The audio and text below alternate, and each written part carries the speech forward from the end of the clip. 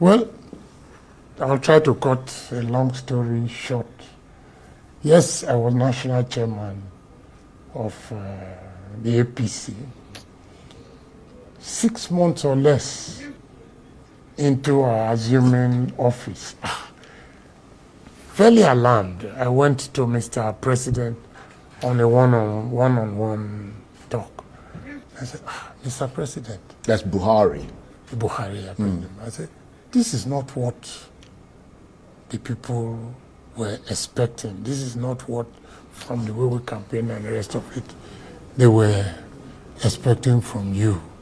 They wanted a bit of the old President Buhari. The old sparks. The fire. Fire and everything. And he explained to me, Mr. Chairman, no. I have learned my lesson. I beg your pardon.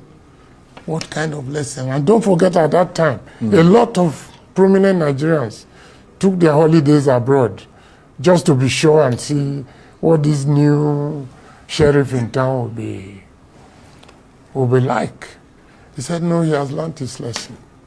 He wants to now show the people that he's a true civilian president in Agbada, and that he learned a lesson from, he named a few things, the drug guys, young guys that were that he shot, basically. And all that, yeah. So apparently he was still in his traumatic state after those experiences. And by the time we finished the conversation, I said, oh God, we are finished.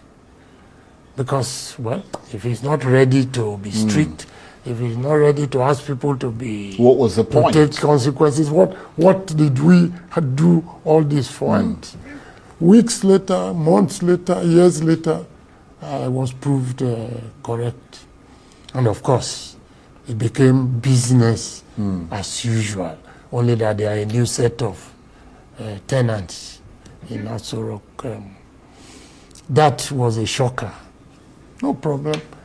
The next man was streetwise.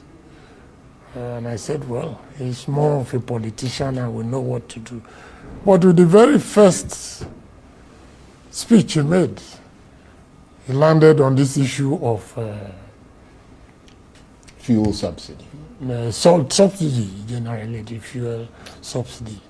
My initial shock was, good Lord, this thing is going to have a traumatic impact on the population and should have been prepared for. Not only prepare countermeasures, but prepare the minds of the people that, look, we cannot continue. This is what the implications are. This is what it is costing the nation and the rest of it. And before he finished his speech, the first indicator was